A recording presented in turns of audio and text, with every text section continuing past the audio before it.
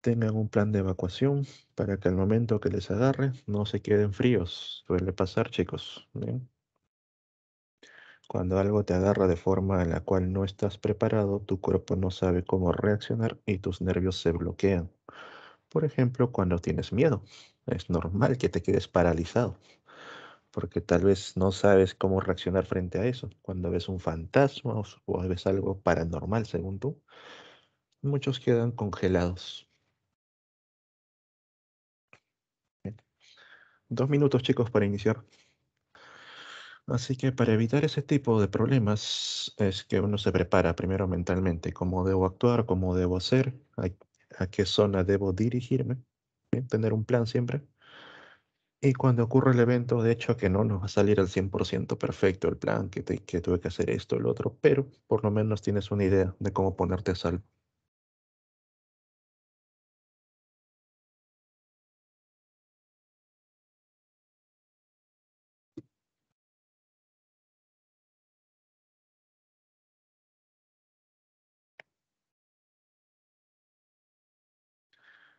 30 segundos, chicos, e iniciamos.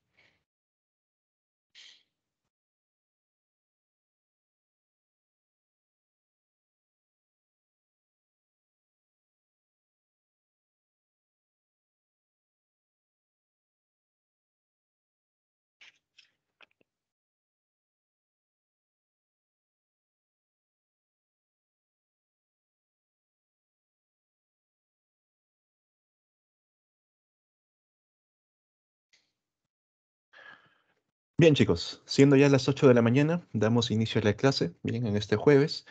Ya vamos por la semana 3 de lo que viene a ser el curso de biología y esta semana nos toca ver, bien, ya hemos visto lo que viene a ser los conceptos básicos de biología, los temas de organización celular, las características químicas de los seres vivos, bien, cómo están formadas las moléculas, chicos, importante recordar todo esto. Hemos llegado a ver lo que viene a ser la estructura de un virus, bien, hemos visto lo que viene a ser la parte de una bacteria y ahora nos toca tomar el tema de las células eucariotas. Bien, buen día con todos, chicos, vayan uniéndose. Las células eucariotas reciben ese nombre gracias a qué. ¿Qué cosa, chicos, es cariota o carioteca? ¿A qué hacía referencia ese término?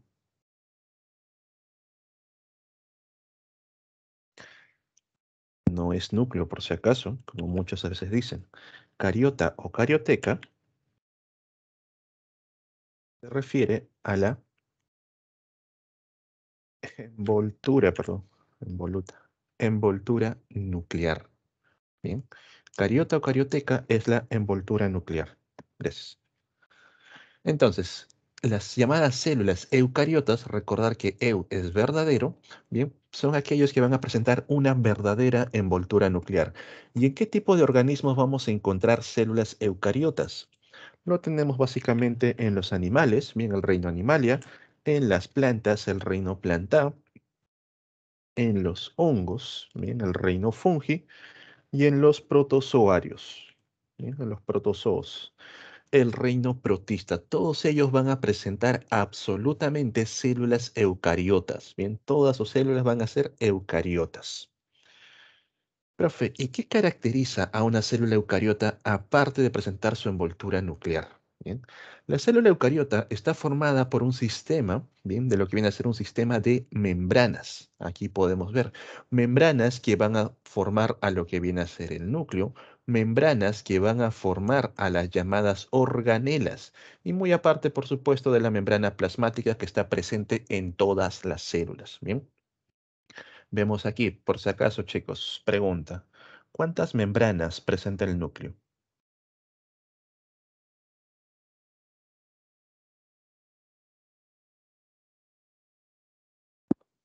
¿Cuántas membranas tiene el núcleo, chicos? Hasta en la imagen se puede notar.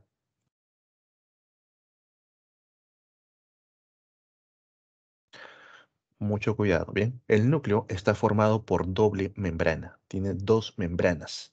Profe, ¿no es cara interna, cara externa? No, no, no. Es doble membrana. A partir de la membrana externa, ¿bien? La que está hacia afuera es donde nosotros vamos a formar el sistema de membranas. Vean, sale el retículo endoplasmático. Las membranas también permiten formar a los dictiosomas, parte de Golgi. Las otras organelas también están rodeadas por membranas. Tenemos aquí a los mitocondrias. En el caso de las plantas también lo vamos a ver en los cloroplastos, las vesículas que pueden formar lisosomas, por ejemplo, y por supuesto su única membrana que rodea a la célula. Bien, entonces la célula eucariota es básicamente un sistema de membranas que va a permitir definir todo esto. Entonces, hablemos sobre dicha membrana, la llamada membrana plasmática desde afuera hacia adentro, chicos. La membrana plasmática, bien, el modelo que nosotros estamos estudiando actualmente corresponde al llamado modelo del mosaico fluido, bien, propuesto por Singer y Nicholson en el año de 1972.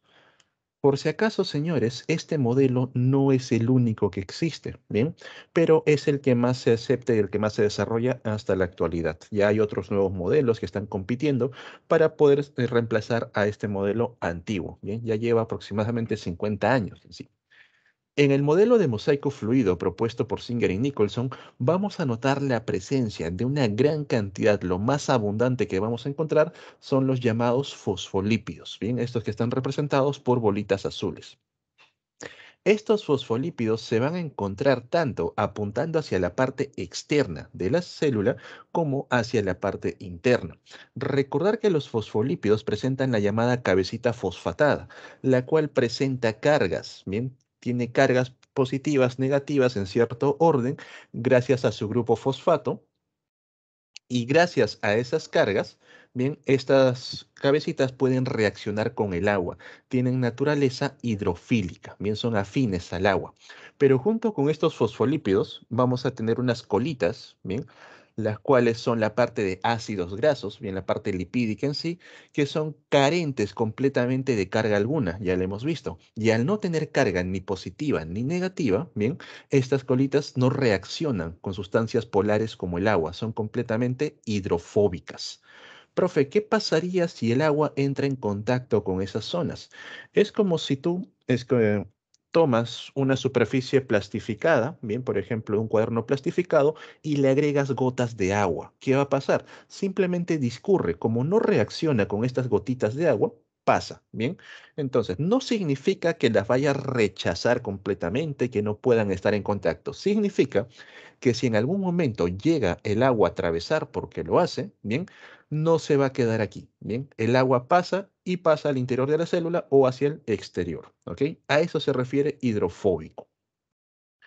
Junto con estas colitas vamos a encontrar a otras estructuras un poco más complejas, bien, ya no son cadenas alargadas, sino son cadenas formando estructuras cerradas, bien, los llamados esteroides, y el que tenemos aquí es el llamado colesterol. ¿Para qué sirve el colesterol?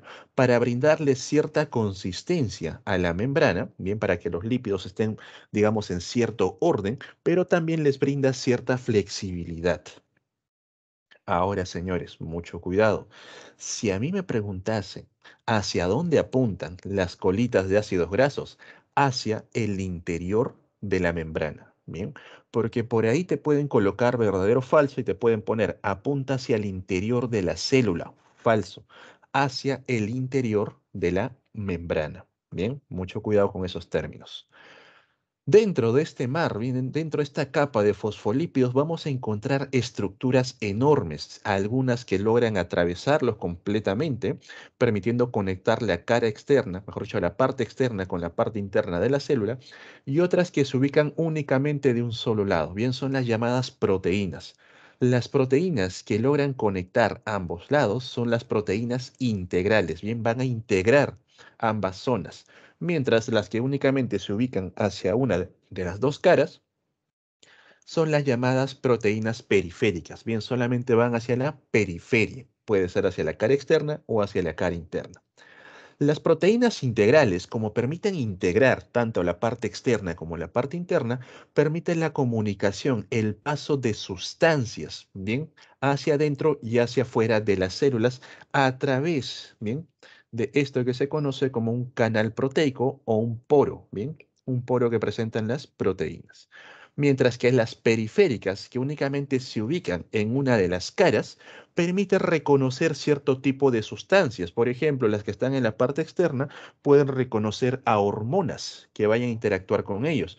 Pueden reconocer, por ejemplo, a estructuras extrañas, si se trata de una membrana de un macrófago o una célula de defensa.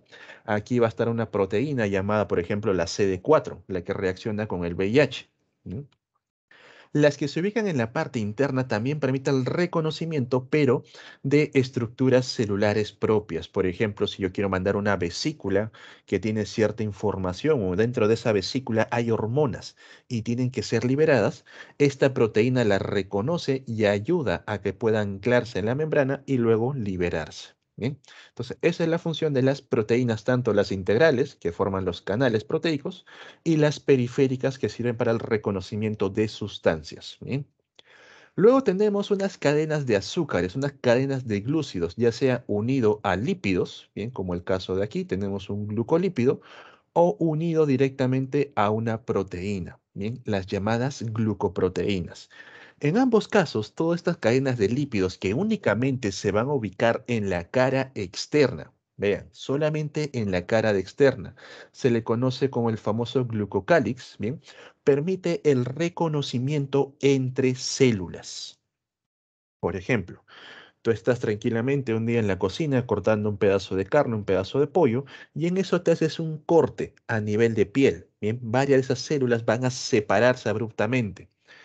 Estas células, al detectar, gracias a las glucoproteínas, gracias a los glucolípidos, bien, gracias al glucocálix, al detectar que su vecino ya no está, al notar que debería haber algo ahí, empiezan a dividirse. Bien, las células que están separadas empiezan a dividirse hasta que entran en contacto con ellas. Una vez que se reconocieron como vecinos, paran el proceso de división. Bien, ahí nomás finaliza, porque si no se llegan a reconocer, empiezan a formar los llamados tumores. Bien, cuando las células pierden esa capacidad de reconocimiento con sus células vecinas, bien, por lo general, cuando va a empezar un caso de tumoración, estas células, al no reconocer a las vecinas, continúan dividiéndose y formando abultamientos.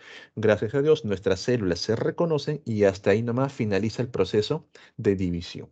Bien. Bien, chicos, ¿alguna duda, alguna consulta sobre membrana plasmática? Bien. Esta membrana plasmática también cumple una función muy aparte de contener a la estructura celular, sino que es el punto de paso entre las sustancias hacia el interior y hacia el exterior de la célula a través de ella o a través de sus componentes, mejor dicho. Bien, a estos pasos de sustancias, profe, mencionó que los fosfolípidos son hidrofóbicos. No, repito, los fosfolípidos, bien, van a presentar dos zonas. La parte fosfatada, que es la cabecita, tiene cargas. El fosfato tiene una carga negativa y jala los electrones hacia el centro y todo el borde queda positivo. Al presentar cargas, esta cabecita fosfatada, bien, es polar, presenta polaridad. Y como tiene polaridad y nosotros recordamos que las moléculas de agua presentan polaridad, bien, negativo, positivo, positivo, gracias a esta polaridad pueden reaccionar con estos fosfolípidos, por eso, perdón, con la cabecita fosfatada. Por eso que esta cabecita es la parte hidrofílica, bien fílico de cercano, que le gusta. Mientras que las colitas de ácidos grasos carecen de polaridad alguna, no tienen ningún tipo de carga. Al no tener cargas, no reaccionan con el agua. Bien, como les digo, no significa que el agua no pueda entrar y atravesarlo, simplemente que no se va a quedar ahí. Es como si tú tienes un imán y le agregas aluminio. El aluminio simplemente pasa, como no tiene carga, no pasa nada. Bien, a eso se refiere la parte de los fosfolípidos. Cabecitas hidrofílicas, colas hidrofóbicas. Bien, el fosfolípido completo tiene una zona hidrofílica y una zona hidrofóbica. Bien, mencionaba que las membranas, bien, van a cumplir una función de control a lo que viene a ser las sustancias que van a entrar y van a salir de esto. Al paso de las sustancias va a recibir distintos nombres. Tenemos el caso de la difusión, ósmosis y el llamado transporte. Bien, transporte activo, transporte pasivo. Cuando nosotros empleamos la palabra difusión, Difusión, bien, es la palabra para principalmente, chicos, principalmente para gases. Bien, el paso de gases a través de la membrana. Pero estos gases, señores, no van a pasar en la forma gaseosa, en la forma de burbujas. Estos gases deben estar disueltos, bien, en agua. O bueno, deben ser parte de un líquido, bien, gases disueltos. Entonces, chicos, difusión para gases, principalmente. Pero difusión también aplica si es que alguna otra molécula, por ejemplo, un azúcar, por ahí no sé, tal vez alguna pequeña grasita, logre atravesar la membrana. Bien, atraviese directamente la membrana. Ahí también se emplea el término difusión, principalmente para gases o algún compuesto que logre atravesar la membrana. Bien. Profe, pero ¿por dónde la atraviesa? A través de los fosfolípidos. Bien, ¿y por qué menciono esto? Ahorita lo van a entender. Ósmosis. Ósmosis estrictamente al paso de agua. Bien, el paso de agua ya sea a través de los fosfolípidos o a través de los canales proteicos. Y transporte, bien, transporte sí o sí necesita una proteína. Bien, es un compuesto que requiere sí o sí una proteína, moléculas grandes, otras proteínas, bien, otras sustancias que van a necesitar de un canal proteico porque no pueden atravesar la bicapa lipídica. Entonces, profe, si me ponen en el ejemplo que tenemos una glucosa, la cual ingresa a través de la bicapa lipídica, bien, ¿qué sería? ¿Difusión o transporte? Como mencionan que puede atravesar la zona lipídica, bien, puede atravesar los fosfolípidos, se trataría de un proceso de difusión, bien. Esta molécula de glucosa en el ejemplo me mencionan que puede atravesar los fosfolípidos, eso es difusión. Pero si me mencionan que necesita un receptor proteico, necesita un canal proteico, bien, cualquier sustancia necesita una proteína, básicamente es transporte. Bien, esa es la diferencia entre estos tres términos, difusión, ósmosis y transporte. Recordar que para los casos de difusión y de ósmosis se sigue un tema de gradientes. Profe, ¿a qué se refiere con los gradientes? Es como un tobogán, bien, un pequeño tobogán en la cual tenemos una zona alta y una zona baja. Cuando tenemos una alta concentración de ciertas sustancias y otra zona de baja concentración, las sustancias pueden ingresar bien sin ningún problema, sin ningún gasto energético. Bien, a esto se le llama un ingreso por gradientes. En el caso de difusión y ósmosis lo van a realizar. Por ejemplo, cuando nosotros respiramos para realizar intercambio gaseoso, dentro de nuestro cuerpo los niveles de oxígeno son bajos. Bien, hay una baja gradiente, pero fuera de nuestro cuerpo, el aire que respiramos tiene mayor concentración de oxígeno. Se genera la gradiente, alta concentración afuera, baja concentración adentro, ingresa sin ningún problema. Y con el CO2 ocurre al revés. El CO2 de manera externa es más bajo, pero de manera interna es más alto, más concentrado. Por lo tanto, también puede salir sin ningún problema. Bien. Con el agua ocurre lo mismo, señores. Si nuestras células tienen demasiada agua, la van a empezar a perder. Si nuestras células tienen poca agua, bien, empiezan a ganarla. Pero en el caso del agua hay que recordar que sirve también la presencia de los iones, bien, la presencia de las sales. Pregunta, chicos. Cuando ustedes han comido canchita, sus labios, ¿han ganado agua o han perdido agua? Cuando comen canchita.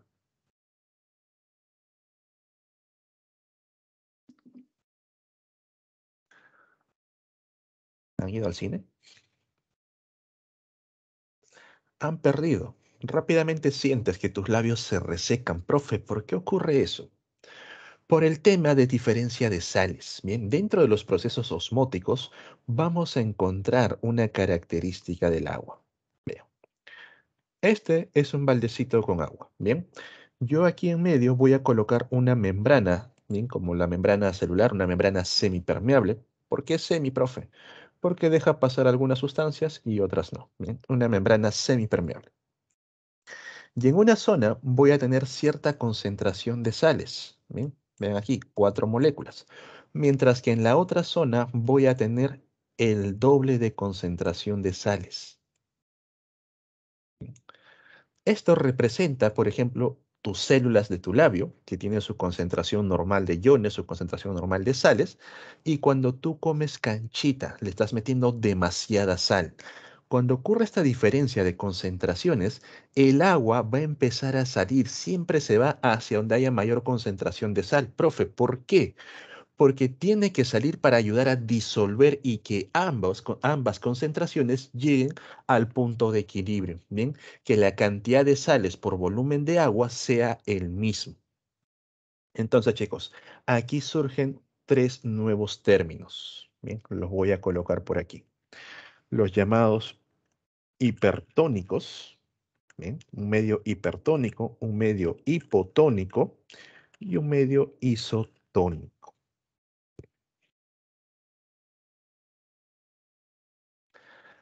Cuando escuchemos estas palabras, señores, son palabras de comparación. Tienen que comparar dos cosas, porque si yo te digo tengo agua hipotónica o agua hipertónica, no tiene sentido. Hipotónico respecto a qué, hipertónico respecto a qué. Primero, hipertónico se refiere cuando una zona tiene mayor concentración de sal respecto a otra. Bien, en nuestro ejemplo, este sería el lado hipertónico y este, por lo tanto, el lado hipotónico. Hiper tiene mayor concentración de sales, hipo tiene menor concentración de sales respecto a algo. Isotónico es cuando ya están en equilibrio, bien, cuando la concentración de sales está en equilibrio. Por ejemplo, yo tengo un vasito, bien, al cual le agrego 10 gramos de sal. Este vasito, como tiene 10 gramos de sal, es superior a la sal que tengo aproximadamente 1 gramo, bien, por litro. Este vasito tiene 10 gramos por litro. Este vasito, en comparación mía, este vasito sería hipertónico. Yo, en comparación del vaso, sería hipotónico.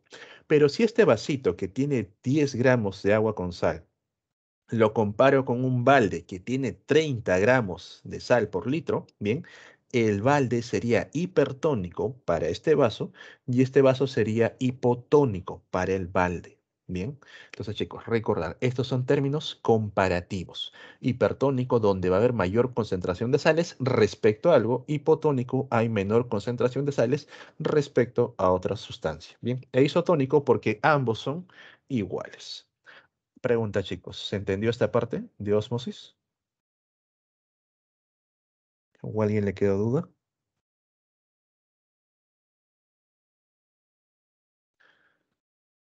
¿Todo bien? Ok. Entonces, eso es difusión, eso es osmosis y ahora pasamos a transporte. Bien, transporte, como les menciono, sí o sí requiere un canal proteico, necesita de una proteína. Y el transporte puede ser de tipo pasivo, bien, o también llamado difusión facilitada, o puede ser de tipo activo. Diferencias, en el pasivo no gasta energía, no hay gasto de ATP. En cambio, en el activo necesita gastar energía. ¿Por qué, profe? El pasivo va a favor de la gradiente. Vamos a tener una zona de mayor concentración, una de menor, y por lo tanto, bien, no pasa nada. Bien, va a favor de la gradiente. En cambio, en el llamado transporte activo, bien, tiene que ir contra la gradiente. Cuando, por ejemplo, ustedes intentaron subir el tobogán al revés, tuvieron que hacer mayor gasto energético. El transporte pasivo, por ejemplo, vean acá. Acá hay mayor concentración, por ejemplo, de glucosa. Bien, una molécula de glucosa. Como hay bastante glucosa fuera de la célula y hay poca glucosa dentro de la célula, mucho cuidado con las imágenes, bien, entender cuál es la parte interna, cuál es la parte externa. Bien. Entonces, la glucosa no tiene ningún problema. Atraviesa los canales proteicos sin gastar energía. Zona de alta concentración a una zona de baja concentración. Pero miren el ejemplo 3. Tenemos gran concentración de sodio en la parte externa. Bien, acá está el citosol, la parte interna. Y tenemos poca concentración de moléculas en la parte interna. Lo normal es que intente ingresar. Bien, pero nuestras células quieren liberar sodio, no lo quieren adentro. Entonces, para ir contra la gradiente, bien, empiezan a liberar sodio con un gasto de ATP. Igual pasa con el potasio. El potasio es muy abundante en la parte interna, es muy escaso en la parte externa, pero nuestra célula quiere seguir captando mayor cantidad de potasio, lo va a meter contra la gradiente. Entonces aprovechan también a esta proteína, bien con el gasto de ATP, para realizar dicho proceso. Esta es la famosa bomba de sodio-potasio, bien que va a actuar contra la gradiente con gasto de ATP, por lo tanto, un transporte de tipo activo. Bien, bien chicos, hasta aquí sería lo de membrana. ¿Alguna duda? ¿Todo claro? Bien, pónganlo en el chat, chicos. Continuamos. Pared celular. Recordad que la pared celular es básicamente, está presente en las llamadas plantas. Bien, la pared celular está conformada por una sustancia conocida como celulosa. Bien, es un polisacárido en sí de forma estructural. O también vamos a encontrar la llamada hemicelulosa, bien, que es parte también de los tipos de pared celular que vamos a ver cuando veamos tejidos. La pared celular, por ser un polisacárido estructural, es de naturaleza rígida. Bien, es bastante rígido y le da la forma a la célula, una forma bastante, bueno, geométrica, por así decirlo. Bien, cuando lo grafican se coloca bastante geométrico. Dentro de esta pared celular vamos a encontrar recién a la membrana celular y a la célula en sí con todos sus componentes. Algo que quiero aclarar sobre las células vegetales, bastante característico de ellos, es que el núcleo, bien, no es de posición central, siempre tiende a ir a uno de los lados. ¿Por qué, profe? Porque la organela que más ocupa espacio dentro de las células vegetales es la llamada vacuola. Las vacuolas van a ser enormes y esto ayuda junto con la pared celular a mantener a las plantas erguidas. Bien, la pared celular es correcto que les brinda cierta consistencia. Bien, va a ser una estructura erguida en la cual se van a unir otras células, por ejemplo, aquí arriba. No, bueno, no se ve en la cámara. Y todo eso permite ayudar a soportar el peso de la planta. Las plantas pesan un montón, chicos, cuando crecen más y más altos. Pero las vacuolas ayuda a que esa célula no colapse por su propio peso, ¿bien? Porque si no tuviesen a las vacuolas como intermediario, es muy sencillo que la pared celular en algún momento se quiebre y toda la estructura, como hay un vacío, cae, ¿bien? ¿Esto cómo lo sabemos? Porque el agua bien ejerce bastante presión para poder soportar pesos. Ustedes, por ejemplo, cuando han jugado con una jeringa, bien estas jeringuillas, y han tenido agua en el interior, tal vez han intentado taponar la jeringa e intentar presionar el émbolo. Y se dan cuenta que no cede, soporta bastante toda esa cantidad de agua. Pero si en lugar de agua tuviesen aire, tuviesen espacios gaseosos, es muy sencillo comprimirlo, ¿bien? Porque el aire tiene esa capacidad de comprimirse. Entonces, la vacuola ayuda también a la pared celular a que mantenga la forma, ¿bien?, de toda la planta. Ahora, esta pared celular no aísla a cada célula. Entre la pared celular, entre célula y célula, mejor dicho, entre pared y pared, va a haber unos canales llamados plasmodesmos que permiten el intercambio, la comunicación, bien, entre las células. ¿Sí? De la misma manera, entre cada pared que vamos a encontrar se encuentra una laminilla media y en algunos casos forma espacios entre las células. Por ejemplo, en las llamadas plantas acuáticas, requieren de estos espacios a nivel de paredes para que puedan depositar ahí aire y mantenerse a flote. Profe, pero usted me dijo que no puede haber aire porque el propio peso de la planta haría que colapse. Correcto, pero las plantas acuáticas no tienen mucho peso, crecen bastante pequeñas, a diferencia de un árbol, a diferencia de un arbusto, ¿bien?, en la cual ya tiene bastante peso. Profe, otra pregunta. Si nosotros no tenemos pared celular, ¿cómo es que nuestro cuerpo no colapsa? Gracias a que desarrollamos un esqueleto de células óseas osificadas, bastante endurecidas, que cumple la misma función. Bien, nuestros huesos también soportan bastante la presión para evitar el colapso sobre sí mismo. A diferencia de otros organismos que carecen de dicho esqueleto y desarrollan el llamado exoesqueleto, porque si no, tienen que crecer pequeños, no pueden soportar grandes pesos. ¿Bien? Entonces, chicos, esto es respecto a pared celular. No olvidar, plasmodesmos, núcleo de posición lateral, y la vacuola, lo más grande que va a haber entre ellos. Luego tenemos al llamado citoesqueleto. Esto sí está presente en todas las células. El citoesqueleto bien va a ser la estructura base que le va a dar la forma a las células, la consistencia y también ayuda en los procesos de motilidad. Ayuda a que la célula pueda moverse. Gracias a que el citoesqueleto presenta tres estructuras. Primero, tenemos a los llamados microtúbulos, que vienen a ser los más grandes, 25 nanómetros. Estos microtúbulos presentan una proteína. ¿Cómo se llama la proteína, chicos? Su propio nombre lo dice. Bien, microtúbulos con su proteína de tubulina. Más acá, listo. Gracias a esta proteína, bien, los microtúbulos forman como el armazón de la célula, como si fueran las columnas. Le van a dar la forma a la célula, van a permitir que las organelas estén en una posición fija. También estos microtúbulos los vamos a encontrar a nivel de los flagelos, a nivel de los cilios. Por se los anoto por aquí. Va a estar presente en flagelos, en cilios.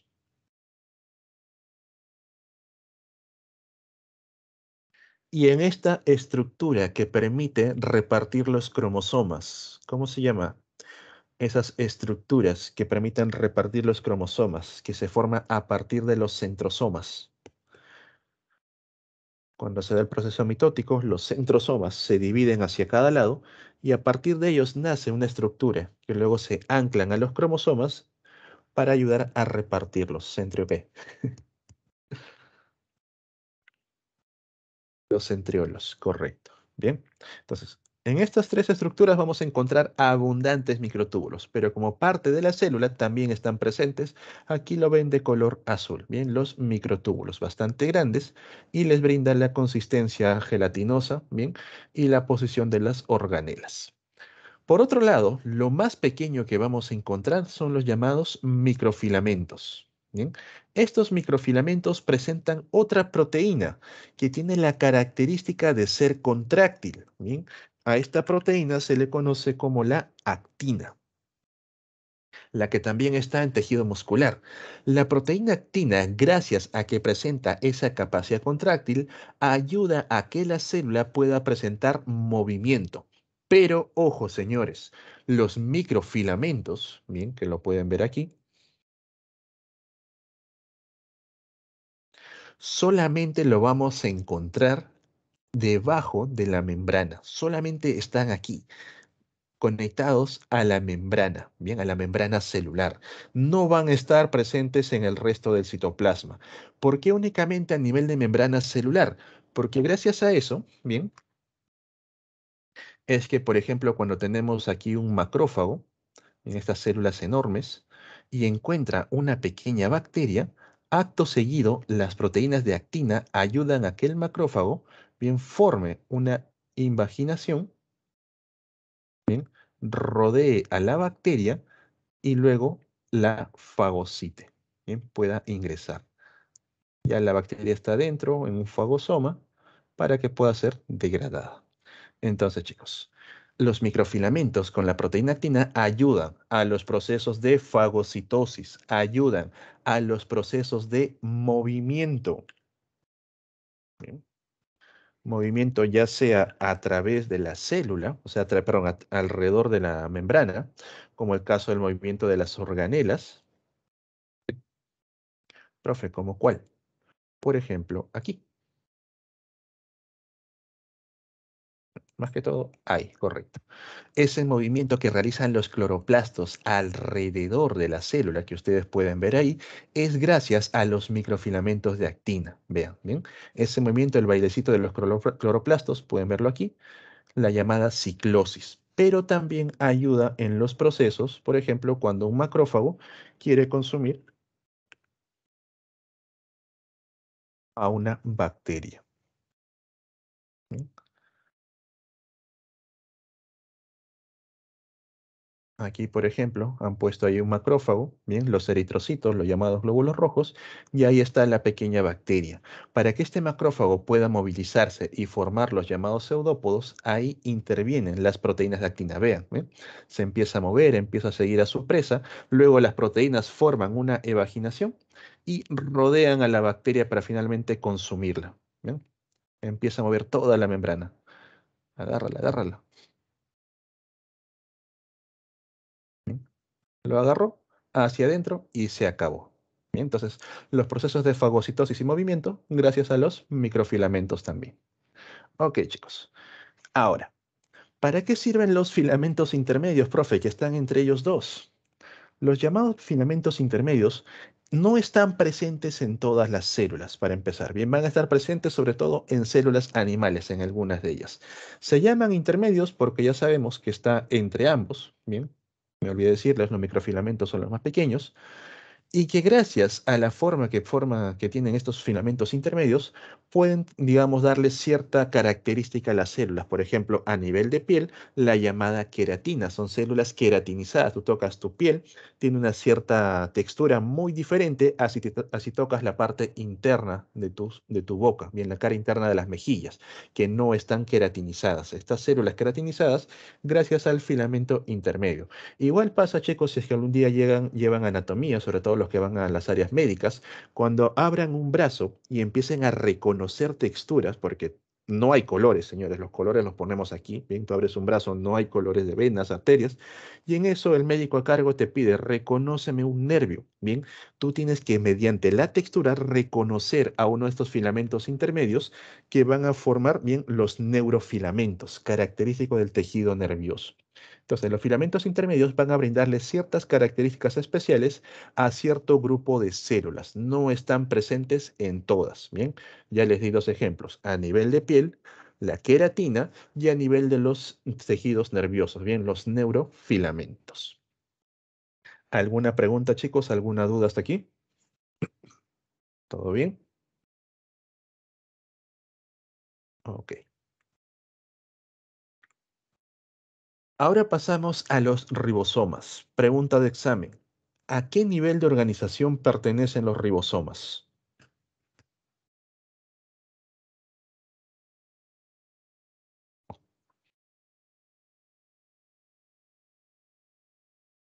¿En qué nivel de organización vamos a encontrar a los ribosomas? Supra, no.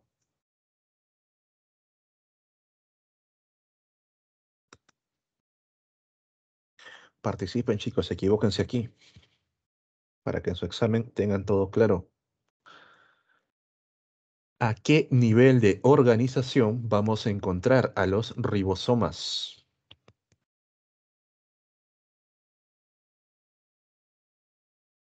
Despierten, señores. Despierten. Subcelular, correcto. Mucho cuidado con la pregunta. Bien, nivel subcelular. Dentro del nivel subcelular al subnivel supramolecular. Bien, correcto. Entonces, bastante cuidado con ese tipo de preguntas. Léanlo muy bien.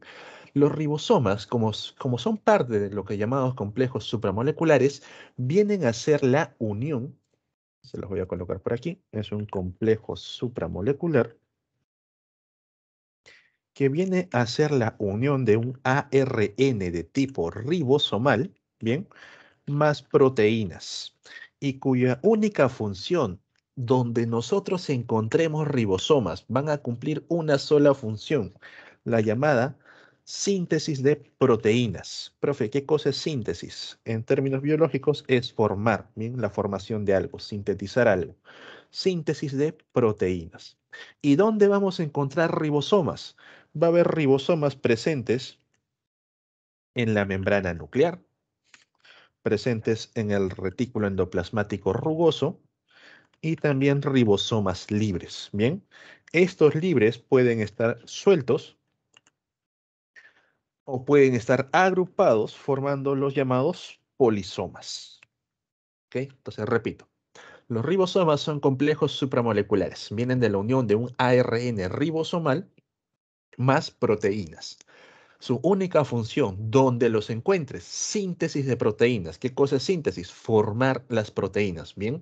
¿Dónde vamos a encontrar los ribosomas? Están rodeando la membrana nuclear, ¿bien? Están alrededor de la membrana nuclear. Son parte del retículo endoplasmático rugoso. Hay ribosomas libres, ¿bien? Hay ribosomas que están libres en el citoplasma o también están en otras organelas, como por ejemplo los mitocondrias, los cloroplastos. Y también vamos a encontrar en algunos casos ribosomas agrupados. Van a formar pequeños grupos llamados polisomas, ¿bien? O polirribosomas, también es otro nombre.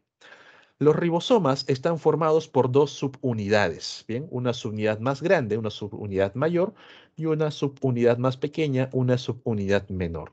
De acuerdo a si estos ribosomas pertenecen a una célula eucariota o a una célula procariota, se les designa un número.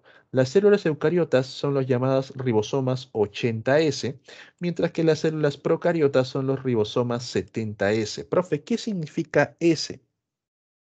S es una medida, bien, se le conoce como es bed, es Bedbury.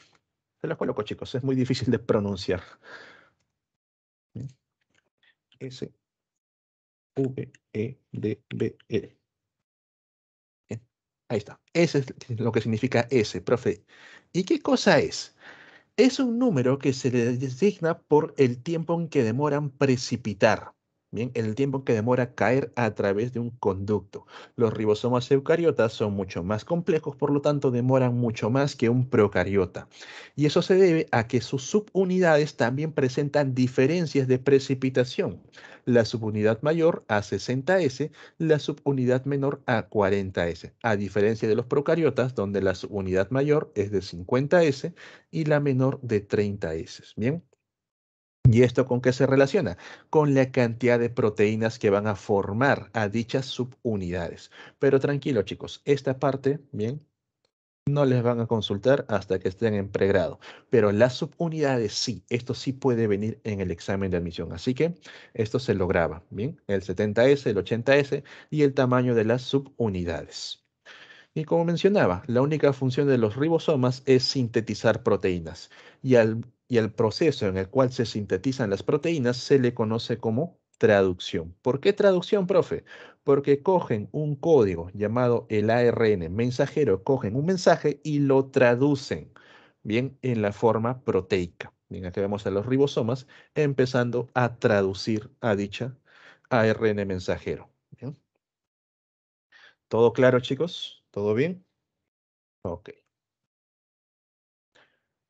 Ahora pasamos a los llamados retículos endoplasmáticos. Bien, recordar que a nivel de núcleo, bien, todo esto es el núcleo con su nucleolo, a nivel de núcleo hay una doble membrana.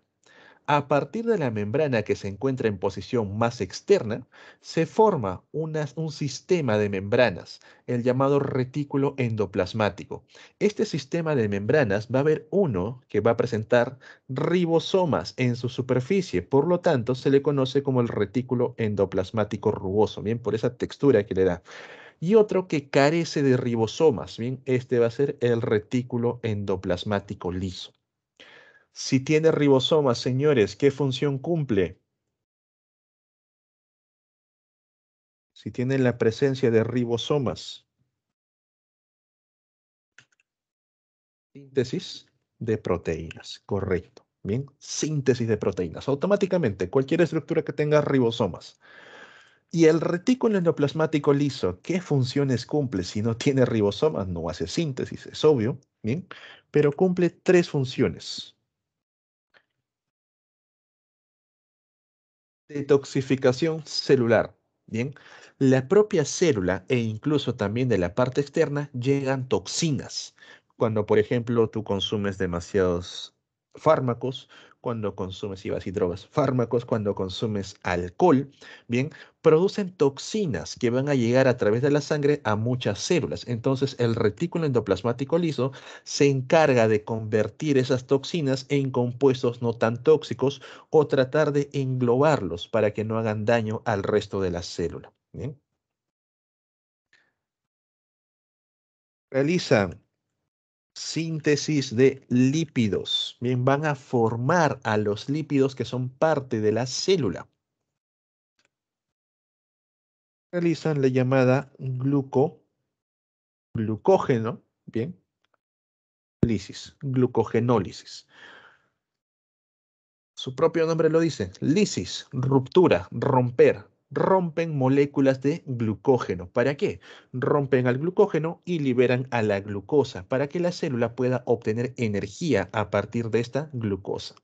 Por lo tanto, chicos, les pregunto, si el retículo endoplasmático liso se encarga de detoxificar a la célula, se encarga de sintetizar lípidos, formar grasa y se encarga de romper el azúcar en forma de glucógeno para poner la glucosa y obtener energía, ¿en qué tipo de células, bien, en qué zonas, en qué órganos básicamente vamos a encontrar mayor desarrollo, bien, mayor presencia de retículo endoplasmático liso? ¿En qué células, en qué órganos encontramos abundancia de retículo endoplasmático liso?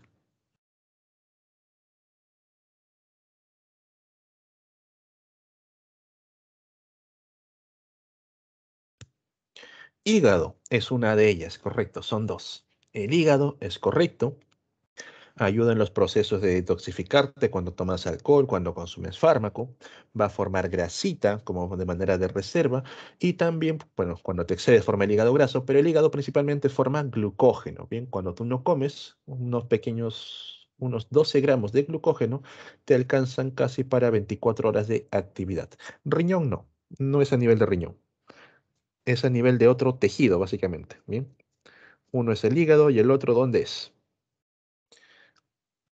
¿Qué tejido de nuestro cuerpo necesita gran cantidad de ATP? Muscular, correcto. A nivel muscular. Profe, ¿por qué detoxificación?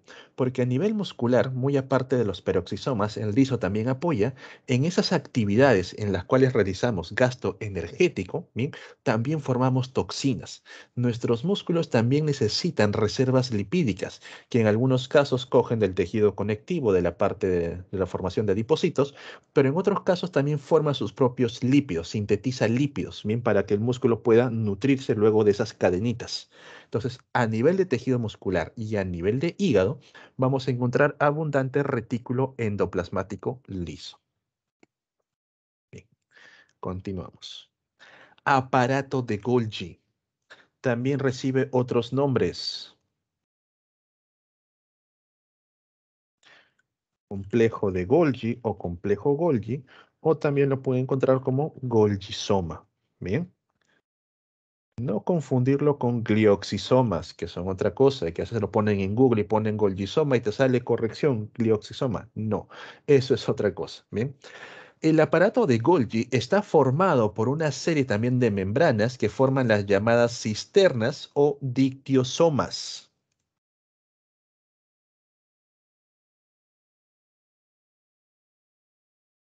¿Sí? Cisternas o dictiosomas. Estas cisternas están ubicados en cierta posición, no están al azar. Algunas de ellas van a estar hacia la cara cis y otras hacia la cara trans. Profe, ¿qué es eso? La cara cis es la que apunta, bien, hacia el núcleo, mientras que la cara trans es la que apunta, bien, hacia la parte externa. ¿Y por qué apuntan hacia ambos lados, chicos? Porque dentro del aparato de Golgi se van a llevar los procesos de empaquetamiento, formación y liberación, ¿bien? De estructuras como vienen a ser lípidos, como vienen a ser proteínas. A nivel de núcleo, se forma un ARN mensajero. Vamos a colocarlo de color morado, ¿bien? Se forma un ARN mensajero. Aquí está tu ARN. ¿Bien? Este ARN va a sintetizar una proteína, mejor dicho, a partir del ARN se forma una proteína. Ahí intervienen los ribosomas, que pueden ser los que están en la membrana nuclear o los que están presentes en el retículo endoplasmático rugoso. Bien, aquí. Forman a la proteína, liberan esa cadena de aminoácidos. Pero recordando lo que vimos de proteínas, esta cadena de aminoácidos es una estructura primaria. Tiene que formar sus hélices alfa, bien sus láminas beta, tiene que volver a plegarse para que sea una proteína funcional. Esta proteína, que ya ha sido formado de forma primaria, es encapsulada dentro de una vesícula. Bien, esta vesícula es la que va a llegar hacia Golgi. Vean, ¿ven? Vesícula procedente del retículo. Aquí adentro va a estar nuestra proteína, nuestra cadenita de aminoácidos.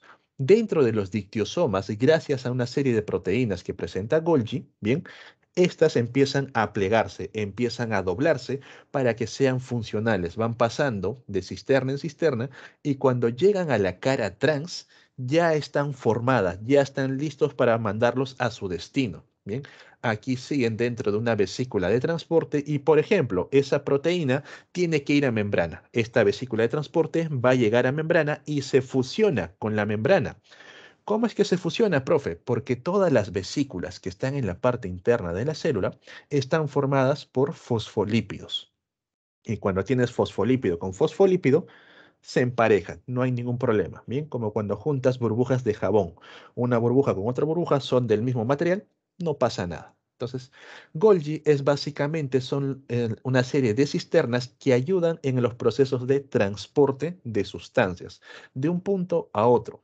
Puede ser hacia la membrana, puede ser hacia otra organela o incluso únicamente dejarlo en el citoplasma. Por ejemplo, cuando a partir del retículo endoplasmático rugoso se forman proteínas con capacidad metabólica. Bien, en otras palabras, se forman enzimas.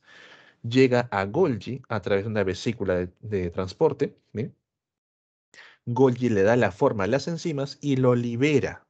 Y esta vesícula que tiene dentro de sí enzimas que tienen la capacidad de romper moléculas, se le conoce con el nombre de lisosomas. Bien, Golgi es el encargado de formar a los lisosomas. Igual pasa con el retículo endoplasmático liso. Forma, bien, una serie de lípidos. Golgi lo encapsula y lo envía a la membrana, por ejemplo. En otras palabras, Golgi viene a ser todo lo que es transporte celular. Es el Uber de las células. Bien. ¿Alguna pregunta, chicos, sobre el retículo endoplasmático, sobre Golgi? ¿Todo claro hasta aquí? Se me ha inflamado el ojo, chicos. Ay. Bien. Entonces, hablando de lisosomas, bien. Lo que vemos aquí no es un lisosoma, es una célula. Aquí está el núcleo, bien. Los lisosomas, como ya les he explicado, están formados, bien, por una membrana en cuyo interior está la presencia de enzimas. Son membranas más enzimas. Y participan en los procesos de fagocitosis cuando quieren consumir algo externo, algo que viene de afuera, o también los procesos de autofagia cuando quieren consumir algo propio de la célula. Veamos. Aquí tenemos una célula, bien en este caso, por ejemplo, un macrófago, el cual detectó a una bacteria, como ya vimos en el video.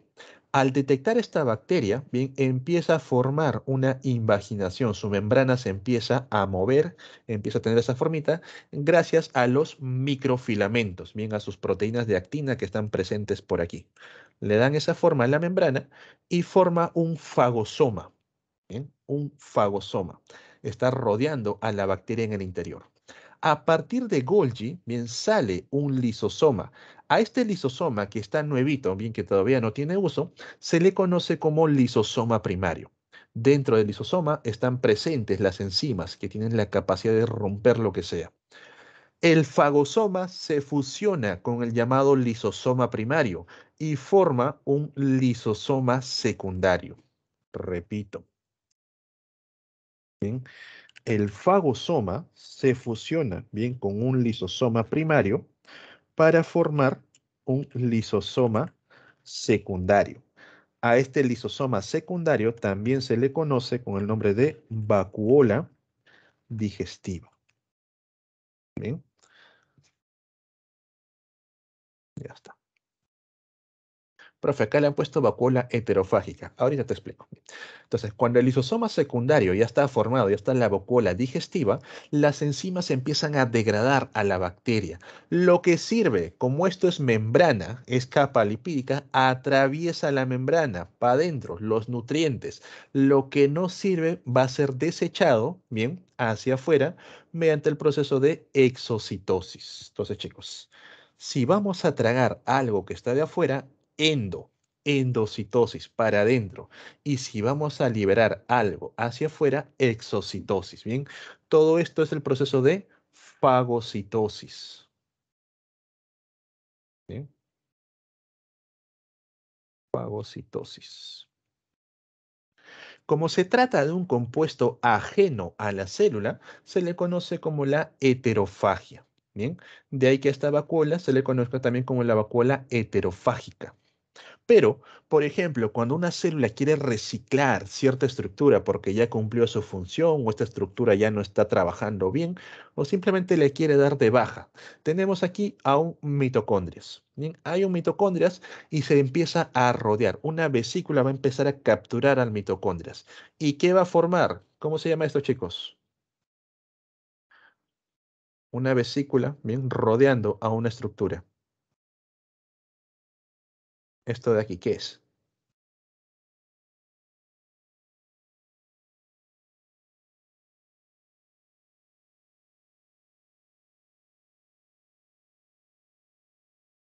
Vean la imagen.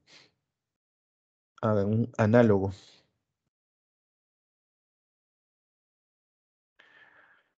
Señores, esto es un fagosoma. Bien, se forma un fagosoma. Bien, este mitocondrias va a ser fagocitado, por lo tanto lo rodeamos con una vesícula, bien, una red de membranas. Entonces, al rodear a este mitocondrias, ¿quién se une al fagosoma? Un lisosoma primario. Aquí está. Tenemos un lisosoma primario que nunca ha trabajado, se une con el fagosoma, ¿correcto? ¿Y qué forma? Fagosoma más lisosoma primario, lisosoma secundario. Bien, aquí está, este grandazo es el lisosoma secundario. El mitocondrio va a ser degradado por las enzimas, lo que se puede aprovechar atraviesa la membrana, regresan los nutrientes y lo que no sirve va a salir a través de procesos de exocitosis, bien, los desechos. Esta vacuola, bien, que se forma, como está consumiendo algo propio, ahí entra el nombre de vacuola autofágica, bien. Heterofágica, algo extraño, autofágica, algo propio. Y a este proceso en el cual la célula recicla sus propias estructuras e incluso cuando la célula va a morir se recicla completamente a sí mismo, bien, se le conoce como el proceso de autofagia. ¿Bien? Cuando una célula ya llega a su estado final, ya no tiene nada más que hacer o ha empezado a generar errores, las células detectan esos errores y automáticamente se marcan para morir, ¿bien? Harikiri, empieza a formar un montón de vacuolas autofágicas en su interior. En el caso que la célula se marque a sí misma para morir, no las libera. Bien, las vacuolas no salen, sino que se quedan en el interior. Llega un señor macrófago y se traga todo esto para reciclar lo que se pueda y lo que no, recién ahí lo libera. Bien, repito, en el caso que sea una autofagia completa de toda la célula, bien, no se da el proceso de exocitosis, únicamente se forman las vacuolas autofágicas en su interior y luego llega un macrófago y consume a esta célula. Bien, para recuperar todo lo que pueda. Y esto, chicos, es el accionar de los lisosomas. ¿Qué les pueden preguntar? ¿Qué cosas siempre he visto? Los términos. Un lisosoma primario, un lisosoma secundario. Te preguntan por esta fórmula. El lisosoma secundario es la unión de qué? Un fagosoma, ¿bien? Más un lisosoma primario, ¿bien? Y forma una vacuola digestiva. Profe, ¿por qué el fagosoma no puede ser la vacuola digestiva? Porque no tiene enzimas, no tiene forma de digerir. Recién cuando se le unen las enzimas, ahí recién se vuelve digestivo. ¿Ok? Bien. Luego tenemos a los llamados peroxisomas. Los peroxisomas, bien, son organelas que trabajan con el compuesto conocido como peróxido. El famoso peróxido de hidrógeno, peróxido de agua también le dicen, o agua oxigenada, H2O2. ¿Qué ocurre? A nivel de nuestras células vamos a encontrar agua. Hay un montón de agua, pero también en algunos casos encontramos oxígeno libre. Bien, no es el oxígeno molecular, Bien, es oxígeno libre. Este oxígeno libre proviene tal vez de los compuestos, por ejemplo, que hemos logrado oxidar gracias al mitocondrias, quedan algunos oxígenos libres, y estos reactivos de oxígenos libres, también conocidos como ROS, ¿sí? Reactivo de oxígeno libre, o también llamados ROS, son dañinos para nuestra célula, ya que estos ROS pueden atravesar el núcleo y romper cadenas de ADN. Y una vez que el núcleo, la información ha sido dañada, la célula se marca para morir y esta célula muere, la persona envejece más rápido. Bien. Entonces, para evitar eso, los peroxisomas atrapan al oxígeno junto con el agua para formar el peróxido de hidrógeno. Bien. Gracias a que mantiene bajo la forma de peróxido de hidrógeno, esta molécula que está en su interior no tiene acción alguna. Al contrario, si en algún momento la célula, bien los mitocondrios sobre todo, necesitan oxígeno, ya no hay en la célula, ¿qué hacemos? Cogemos al peróxido de hidrógeno y lo rompemos, bien, gracias a una enzima llamada peroxidasa. Bien, llega la peroxidasa, rompe al peróxido de hidrógeno en agua y en oxígeno. Bien, entonces, los peroxisomas pueden realizar estos procesos en un sentido y en otro. Formar agua y liberar oxígeno o capturar al oxígeno junto con el agua. Bien, ¿de dónde proviene ese oxígeno que capturan? De procesos oxidativos dentro de la célula, principalmente la respiración celular.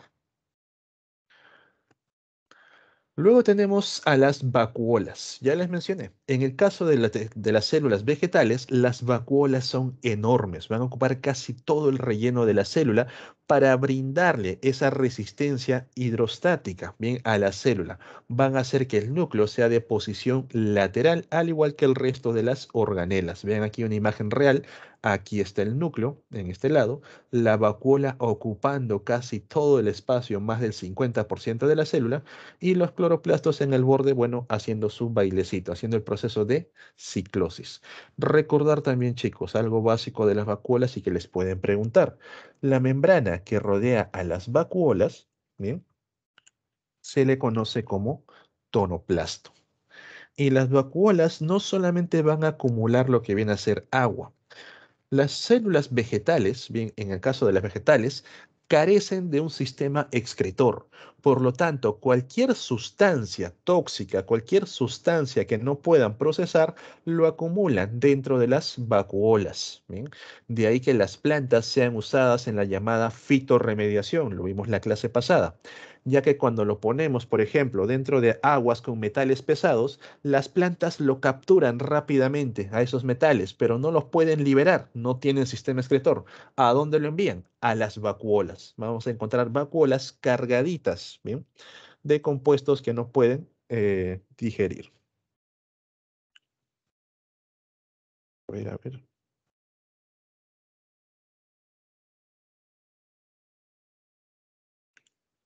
ver si encuentro una imagen por aquí.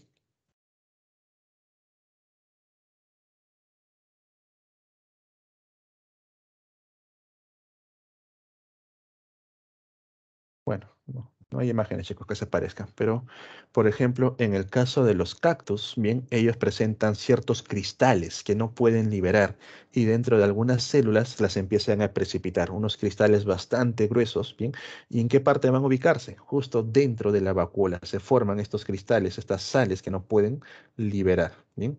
Profe, ¿por qué? Porque estos cactus, al momento que empiezan a aprovechar el agua, no la desgastan. Entonces acá forman precipitados de cristal. Pero bien, en resumen, las vacuolas, aparte de acumular agua, también acumulan otras sustancias que las plantas no requieren. Cloroplastos.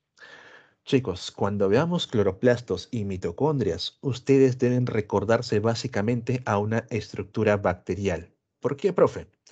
Hay una teoría, bien la llamada teoría endosimbiótica propuesta por Lynn Margulis, que menciona que estos cloroplastos y estos mitocondrias en un inicio fueron bacterias libres, bacterias que en algún momento se fusionaron como parte de la célula eucariota y trabajaron de manera simbiótica. Yo te ayudo, tú me ayudas. Y así empezaron a desarrollarse.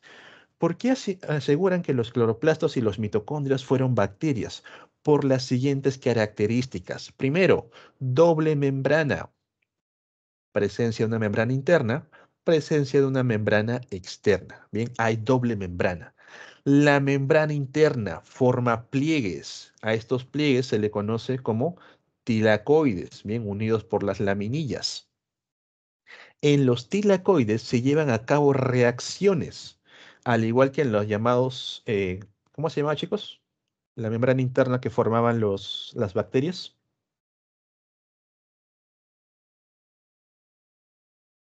Cuando tenías tu célula bacterial, estos pliegues que formaban las bacterias, ¿qué nombre recibían? Empieza con M.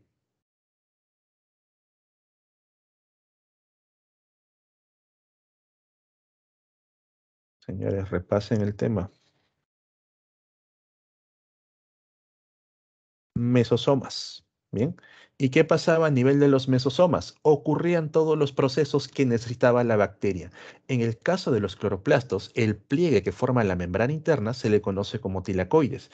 Y en el tilacoides, bien, gracias a la presencia de lo que viene a ser esta proteína llamada clorofila, bien, se desarrolla parte de la fase de la llamada fotosíntesis, bien, la fase luminosa.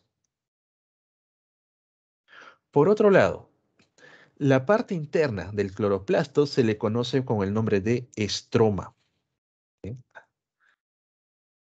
Toda la parte interna en los cloroplastos, en el estroma, vamos a encontrar la presencia de ciertas cositas, ribosomas, al igual que las bacterias, ADN de tipo circular, al igual que las bacterias, y reservas, pueden ser reservas lipídicas, reservas azucaradas, igual que las bacterias. ¿Se dan cuenta?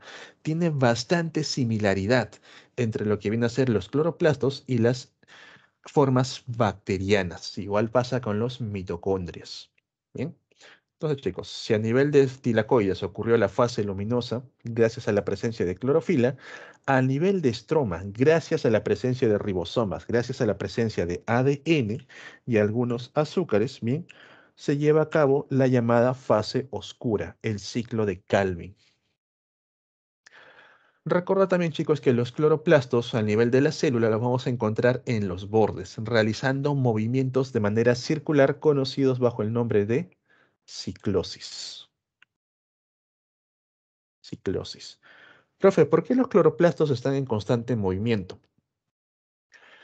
Necesitan moverse alrededor de toda la célula para que trabajen de manera similar. Si estuvieran quietos, hubiese zonas donde la luz llega mejor y otras zonas donde tal vez no llega con tanta intensidad. Por lo tanto, tendríamos cloroplastos que trabajan de más y cloroplastos que no están trabajando adecuadamente. Por eso que siempre están en constante movimiento. ¿Gracias a quién? A los microfilamentos con sus proteínas de actina, ¿bien? La llamada ciclosis.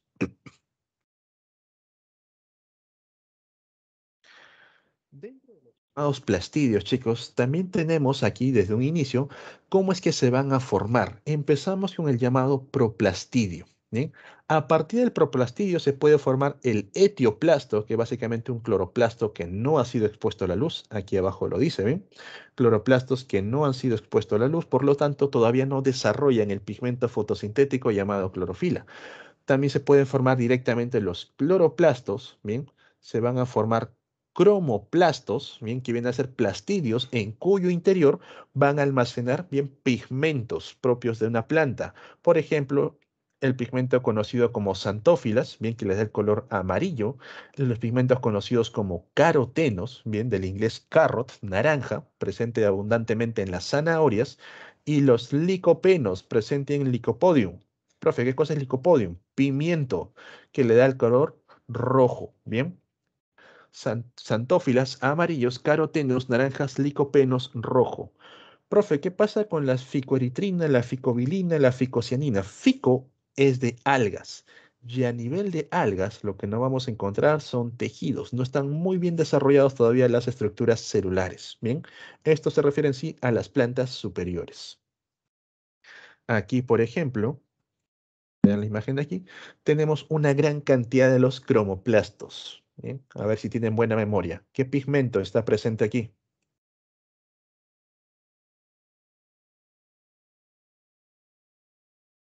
¿Qué pigmento está aquí, chicos? ¿Naranja o rojo?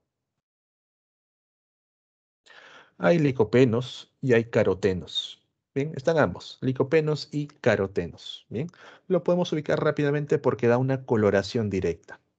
Ahora, los proplastidios también pueden formar a los llamados leucoplastos, y estos leucoplastos no tienen pigmento alguno. Leuco significa blanco, bien de aquí también el término de leucocitos, glóbulos blancos.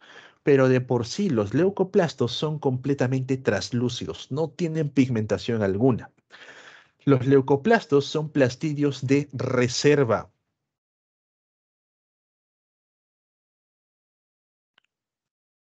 Y de acuerdo a la sustancia que vayan a reservar en su interior, tenemos, ¿dónde está el mouse? Ya. Tenemos amiloplastos. Pregunta, ¿qué almacenan? Amilo, almidón. Elaioplastos, o también llamados oleoplastos, que almacenan lípidos. Proteinoplastos, profe, no insulte. Proteínas. ¿Bien? Entonces repito, amiloplastos que van a almacenar almidón, elaиoplastos que almacenan lípidos, bien, también se le conoce con el nombre de oleoplastos, proteinoplastos, bien, que van a almacenar proteínas. Ninguno de ellos presenta pigmentación alguna, pero para poder reconocerlos, a veces le agregamos un pigmento. Por ejemplo, en este caso le han agregado Sudan 3. Es un pigmento, ¿bien?, que le brinda una coloración al almidón de color azul. Esto que ven aquí son granos de almidón, ¿bien? Cuando ustedes, por ejemplo, tienen su harina de papa, su harina de maíz y le agregan este pigmento y lo llevan al microscopio, van a notar que los granos de almidón de cada producto es completamente diferente en la forma. Pero todos, ¿bien? Son, todos son completamente traslúcidos. ¿Bien? Ok, chicos, entonces aquí los plastidios. Ahora pasamos a los mitocondrias. En los mitocondrias vamos a encontrar la misma disposición. Doble membrana, la membrana externa, la membrana interna. Membrana interna formando pliegues, las llamadas crestas mitocondriales. A nivel de pliegues vamos a encontrar a esta proteína que tiene una porción fija, una porción que da hacia la cara interna. Esta proteína es la encargada de formar ATP. ¿Bien? Por lo tanto, se le conoce como la ATP sintetasa, ¿bien? La que sintetiza ATP.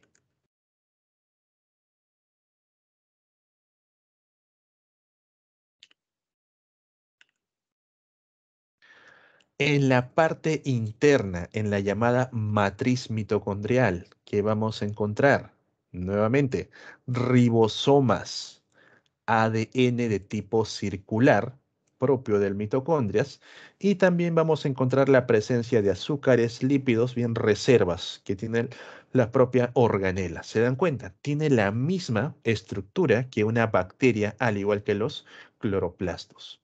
Los ribosomas, recordar que sirve para los procesos oxidativos, o básicamente la oxidación de una molécula de glucosa con tal de obtener ATP, en otras palabras, la llamada respiración celular. ¿Bien? En esta imagen que tenemos aquí al costado se visualiza mucho mejor lo que son las crestas mitocondriales. Aquí se ve demasiado exagerado la separación entre las crestas y todo eso, pero cuando nosotros vemos un mitocondrias de manera real, notamos doble membrana. El espacio no es tan notorio, pero acá hay un pequeño espacio. Y las crestas, ¿bien? Pequeñas inclusiones. ¿Profe, son ribosomas? No. Estos son inclusiones de reservas. Reservas lipídicas, reservas de azúcares, reservas de proteínas. Bien, aquí va a estar presente el ADN tipo circular y por ahí uno que otro ribosoma. Bien, que no se puede diferenciar. Acá hay un puntito negro. Ese es un ribosoma. Pregunta, chicos.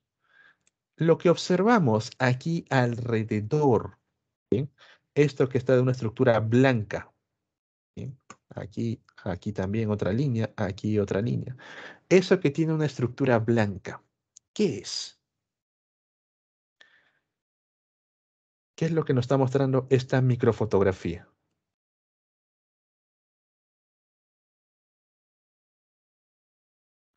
A ver, de acuerdo a lo que hemos visto ahora. Este sistema de líneas blancas, con presencia de puntitos a su alrededor.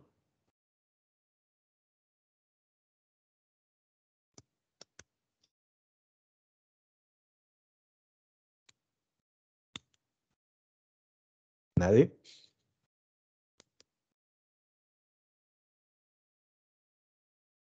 Si se los pone en el examen, chicos, una imagen, reconocer dicha estructura.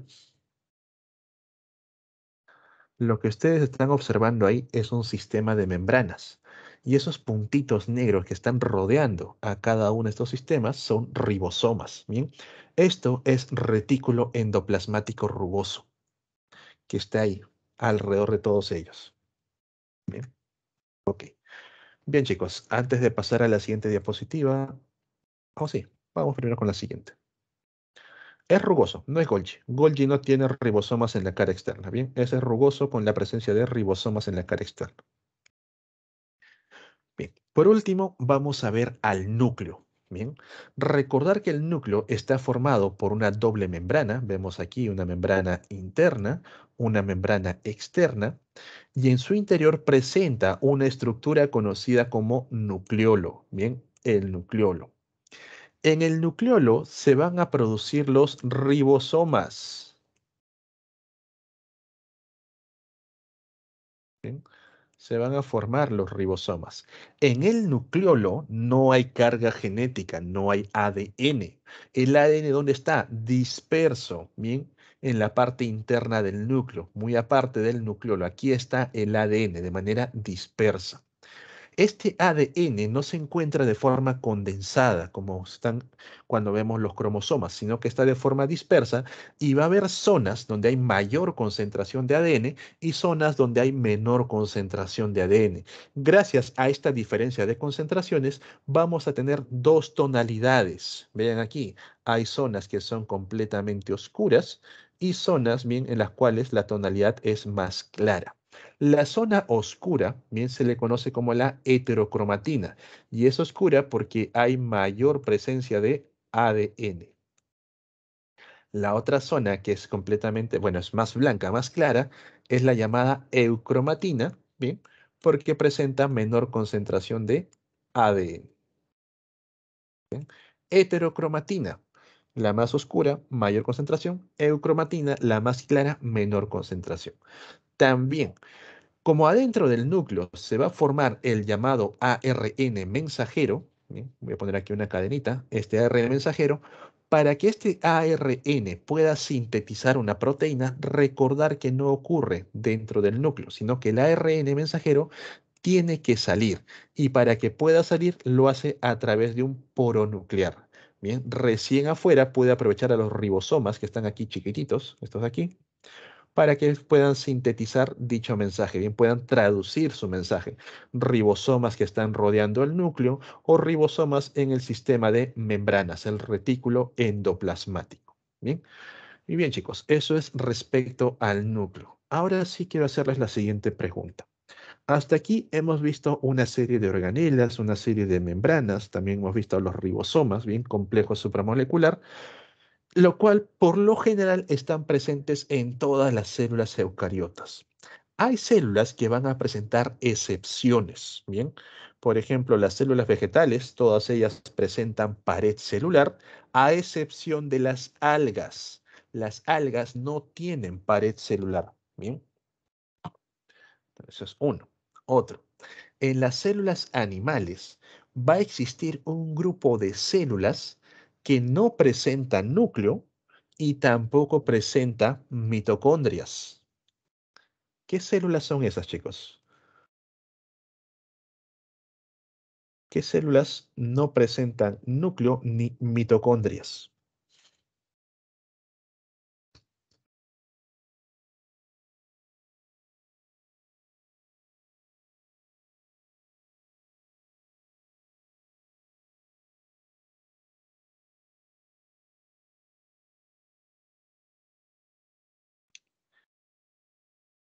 En las células vegetales, ¿qué células no presentan núcleo?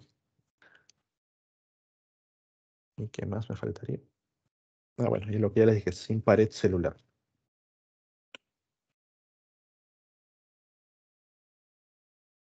Perdón, chicos. Estas. Bien. ¿Qué células animales no presentan ni núcleo ni mitocondria? No lo hagamos más larga. Los llamados eritrocitos. Nuestros glóbulos rojos. ¿M? O también llamados hematías. Los eritrocitos no tienen dichas estructuras. Profe, ¿por qué no tienen mitocondrias? Porque los eritrocitos transportan oxígeno y si tuviesen mitocondrias se lo agotan. Por eso carecen, ¿bien?, de mitocondrias. ¿Por qué no tienen núcleo, profe? Porque si tuviesen núcleo, aprovecharían también los nutrientes que están transportando para sintetizar compuestos, lo cual haría que se lo gasten en el viaje. No sirve de nada pedir una pizza si el que te trae la pizza se lo va comiendo. Bien, entonces los eritrocitos son células que no tienen ni núcleo ni mitocondrias. Ahora, en las células vegetales, de la misma manera, hay células que van a transportar nutrientes, por lo tanto, deben carecer de núcleo. Estas son las células que forman el llamado floema. Bien, el floema carece de núcleo por lo mismo, porque si tuviese núcleo, tuviese la información para procesar algo, aprovecharía los nutrientes y empezaría a formar compuestos, bien, lo cual haría que estos nutrientes no se repartan adecuadamente. Entonces, chicos, no recordar a este grupo de excepciones que se los pueden meter por ahí. Eritrocitos, los glóbulos rojos, ya saben, tienen una forma bicóncava porque no tiene núcleo y tampoco tiene mitocondrias. El floema, que carece de núcleos, y las algas, que no tienen pared celular. Bien, por eso que las algas son mucho más flexibles que las plantas. Ok. Ahora sí, chicos, pasamos al tema fuerte del día. El flujo de información genética. Bien, ¿cómo es que la información genética va a ir pasando dentro de la célula? Dentro de la llamada información genética tenemos tres procesos: replicación, transcripción y traducción. Replicación, su propio nombre lo dice, es generar una réplica, una copia, y lo realiza el ADN propio. Bien, el ADN se replica a sí mismo, genera una copia de sí mismo. Recordar que el ADN está escrito en un código. Bien, el código de adenina, timina, citosina y guanina. Cuando el ADN va a formar un ARN, tiene que cambiar de código, ¿bien? Al código de adenina, uracilo, citosina y guanina. A este proceso de cambiar de un código a otro se le conoce como transcribir, ¿bien? Esto es una transcripción cuando cambias de un idioma a otro. Entonces, el ADN para formar un ARN realiza el proceso de transcripción. Ahora, cuando lo tenemos en código y queremos formar una estructura con dicho código, una llamada proteína, ¿bien? Tenemos que traducir dicho código, bien, el proceso de traducción. ¿Y quién realiza este proceso? Los llamados ribosomas, bien. Los ribosomas van a traducir el código. Recordar también, chicos, que hemos visto es únicamente en el caso de los virus, los llamados retrovirus, que gracias a la acción de la enzima retrotranscriptasa hacen la transcripción al revés. A partir de un código de ARN forman un código de ADN. ¿Bien? Entonces, de forma, a grosso modo, estos son los tres procesos: replicación, el ADN se replica a sí mismo; transcripción, transcribimos de un código a otro, bien, de ADN a ARN. Y luego traducción, traducimos dicho código para formar nuestra proteína. ¿Dónde se lleva a cabo estos procesos? A nivel de núcleo se da la replicación, el ADN forma su copia. A nivel de núcleo se forma el mensaje del ARN, un ARN mensajero, se transcribe el código, el ARN mensajero sale a través de un poro nuclear y luego es traducido por un ribosoma para formar una proteína. Bien, entonces, a grosso modo, estos son los tres procesos del flujo de información genética. Ahora veamos cada uno de ellos, chicos, muy atentos. Bien, empezamos con la replicación. ¿Qué vamos a formar? A partir de una cadena de ADN, vamos a formar ADN. Bien, vamos a replicarlo. Atentos, señores, por acá. Bien, recordar. Características del ADN. El ADN está formado por dos hebras. Bien, estas hebras son complementarias. y son antiparalelas. ¿Qué significa? Que si una hebra bien, tiene este sentido, la colita por aquí, la punta por acá, la otra hebra va a ir en el otro sentido. Bien, en otras palabras, si una hebra tiene la punta de un lado y la cola de otro, la otra hebra se acopla, bien, en el sentido inverso, antiparalelos. Son complementarios, ya que los nucleótidos, bien, las bases nitrogenadas que lo van a formar se complementan. Si una hebra, bien, tiene adenina, la otra hebra tiene timina. Si esta hebra tiene timina, la otra adenina. Bien, citosina, guanina, guanina, citosina. Bien, son complementarias, antiparalelas y complementarias. Y por último, chicos, recordar que entre los nucleótidos, por ejemplo, adenina y timina, se van a formar puentes hidrógeno. Bien, mientras que en la misma cadena, ¿qué se están formando? ¿Qué tipo de enlaces hay aquí? Los llamados enlaces, bien, los fosfodiéster, bien, enlaces fosfodiéster, ¿ok? Entre cadena y cadena, puentes hidrógeno, pero en la misma cadena, enlaces fosfodiéster. Y una última cosita, chicos. De acuerdo al sentido de la cadena, nosotros sabemos en qué carbono se va a encontrar. Por ejemplo, si esta punta representa un carbono 5', significa que la colita va a tener un carbono 3'.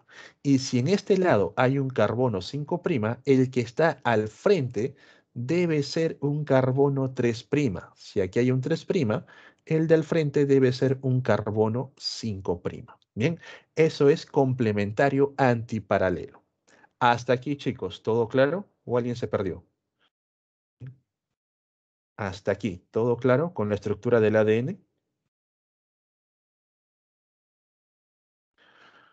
Por favor, chicos, contesten porque esta parte es bien importante y esto fijo viene en el examen. ¿Todo claro con la estructura del ADN? ¿O a alguien le queda dudas?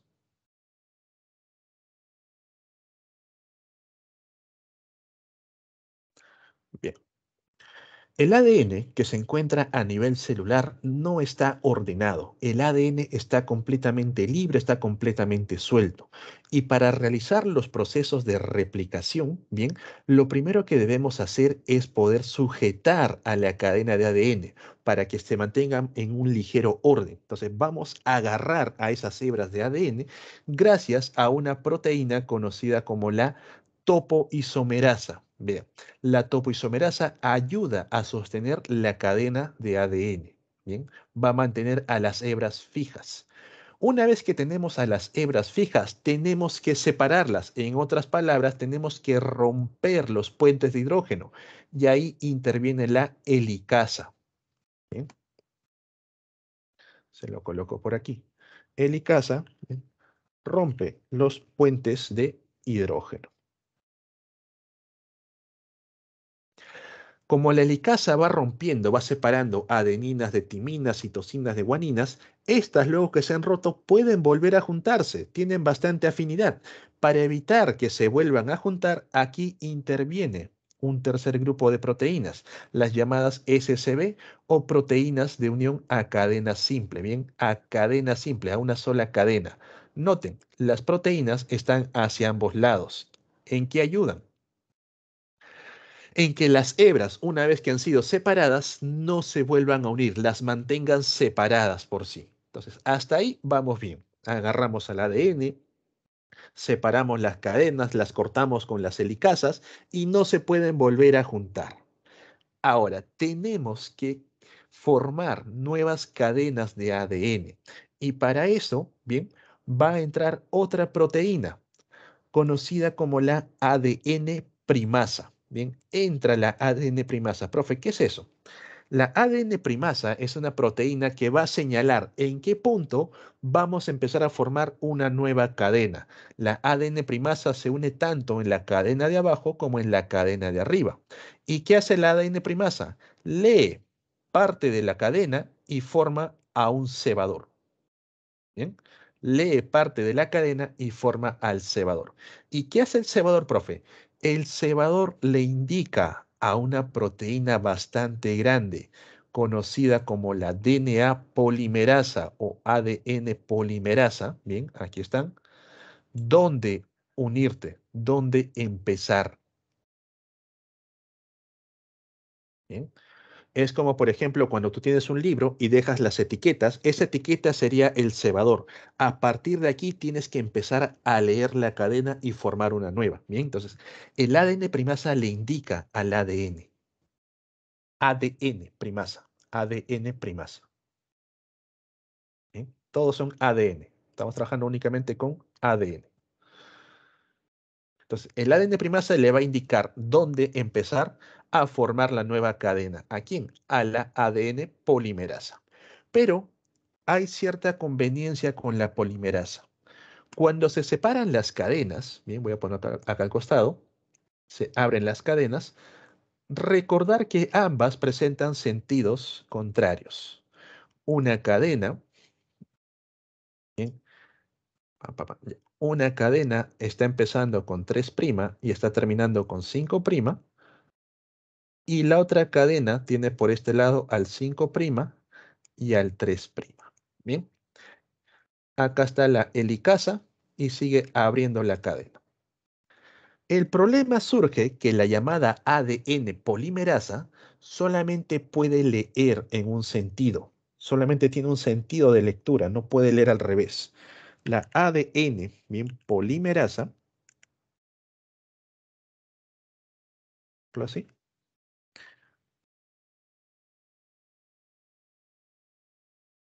lee,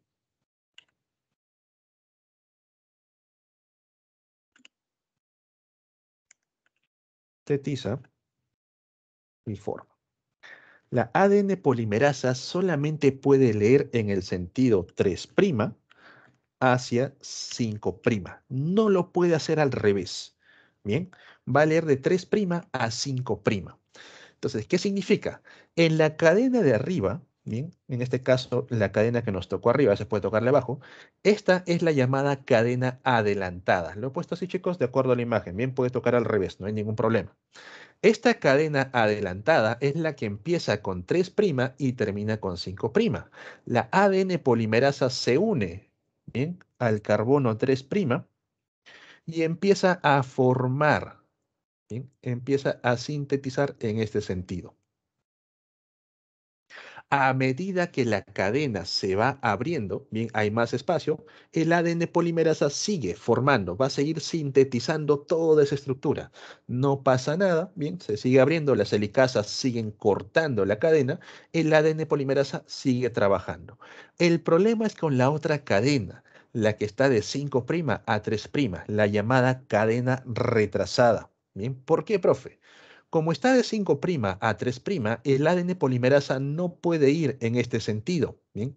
No puede, solamente lee de 3 a 5. Entonces se une en el punto que está abierto y empieza a sintetizar en sentido contrario. Pero mientras iba armando este pequeño fragmento, la cadena se sigue abriendo. Por lo tanto, debe regresar, ¿bien? Entró en un punto, debe regresar y formar la parte que se ha ido abriendo. Cuando hizo esta partecita, la cadena se siguió abriendo. Nuevamente tiene que regresar y formar a este fragmento. Y así. Mientras una de las cadenas, la llamada adelantada, lo forma completamente, bien, va en un sentido completo, no pasa nada, con la cadena retrasada, que va a ir en sentido contrario, lo va haciendo por partes. Entonces, en la cadena retrasada, ¿quién le indica que es una falta? El ADN primasa. Bien, el ADN primasa se unió en un punto, formó al cebador y el ADN polimerasa reconoce al cebador. A partir de aquí empieza a leer. ¿Bien? La cadena se sigue abriendo, el ADN primasa se vuelve a unir, forma un nuevo cebador y otra vez el ADN polimerasa regresa para poder seguir formando. Por eso es que ustedes aquí ven partecitas y en cada partecita, ¿qué cosa hay? Un cebador, indicándole bien en qué punto se ha quedado, en qué punto necesita continuar la cadena. Y esto, por ejemplo, les puede pasar a ustedes si es que leen estos llamados mangas, bien que están escritos al revés. Llegan a un punto y tienen que volver a retroceder. Entonces, chicos, la cadena adelantada se forma de manera continua, no hay ningún problema. La cadena retrasada se forma por partes, por fragmentos, ¿bien? A estos fragmentos se le conoce con el nombre de fragmentos de Okazaki, ¿bien? Y como la cadena no puede estar formada por fragmentos, estos fragmentos tienen que unirse y ahí entra la llamada ADN ligasa. Bien, como une los fragmentos de la misma cadena, entonces la ADN ligasa, ¿qué cosa está formando? Enlaces fosfodiéster. Bien, la ADN ligasa, la que se encarga de ligar las cadenas, bien, está formando enlace fosfodiéster. Y así, señores, es como obtenemos dos nuevas cadenas de ADN, una réplica de sí mismo. A partir de esta cadena inicial, bien, la cinta vieja, cada una de ellas ha formado una cinta nueva. Por eso que se menciona que la replicación del ADN es semiconservativo, porque conserva la mitad de su propia cadena, mientras que la otra parte es completamente nueva. Entonces, ADN polimerasa. Si lee 3', ¿qué sintetiza, chicos? Si está formando una cadena complementaria. Si leo 3', ¿qué va a sintetizar? 5'. Bien, hacia 3'. ¿Y qué forma? ADN. Bien, la polimerasa lee de 3' a 5', sintetiza de 5' a 3' y forma ADN. Bien. Chicos, ¿alguna pregunta, alguna duda? Repito, no hay ningún problema, todavía estamos con un poco de tiempo. ¿Todo bien? ¿Alguna duda? Creo que los mensajes me llegan con un poco de retraso.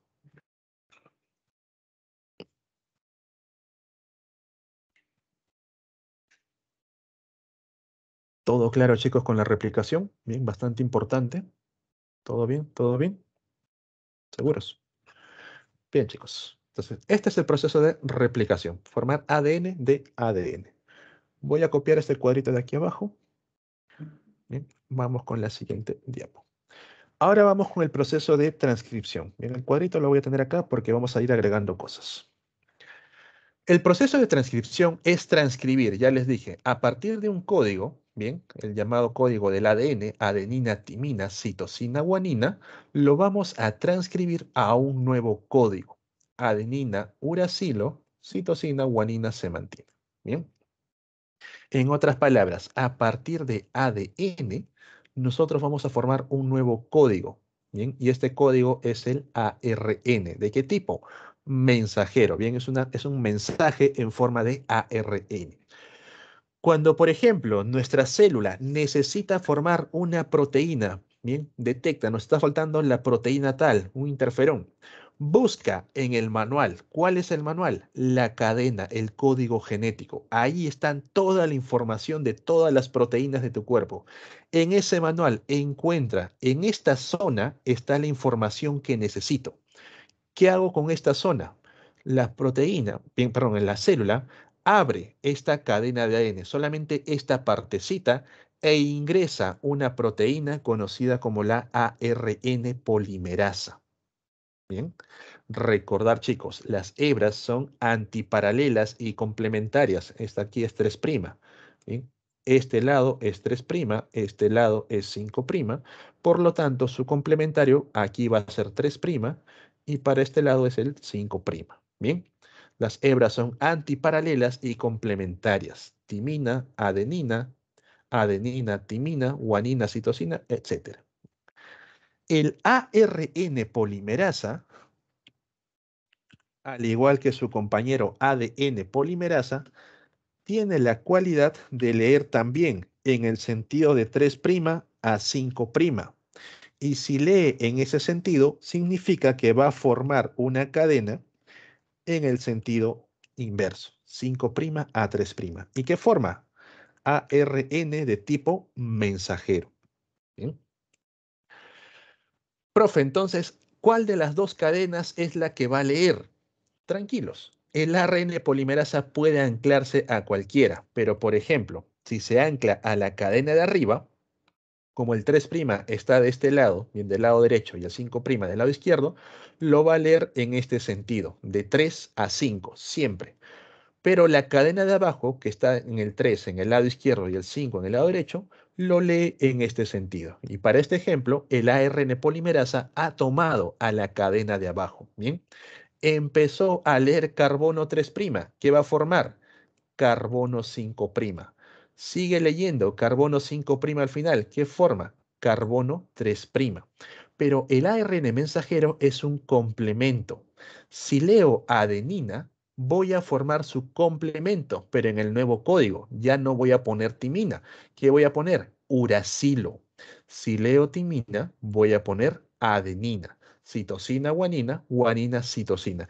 Y así se va formando un código genético conocido como el ARN mensajero. Bien, esto es la transcripción. ¿Alguien se perdió, chicos? ¿Alguien le quedó dudas? La transcripción, sencillo. Nada más es lo de aquí. Bien, abrir la cadena del código genético y coger cualquiera de las dos hebras. Bien, puede coger la de arriba, puede coger la de abajo, pero siempre va a ir en el sentido de 3 a 5. Si empieza con 3, sintetiza 5'. Si termina en 5, sintetiza 3'. Bien, lo que se formó es un ARN mensajero. Entonces, hasta aquí todo normal, ya tenemos nuestro mensaje. Ahora, ese ARN mensajero que se ha formado dentro del núcleo sale a través de un poro nuclear. Una vez que sale el ARN mensajero, ¿bien? Y se encuentra en el citoplasma, aquí empiezan a trabajar los ribosomas. Pueden ser ribosomas de la membrana nuclear, pueden ser ribosomas del retículo endoplasmático rugoso, pueden ser ribosomas libres que están presentes en el citoplasma. Estos ribosomas van a encargarse del proceso de traducción. ¿Bien? Entonces aquí entra un último grupo, los ribosomas.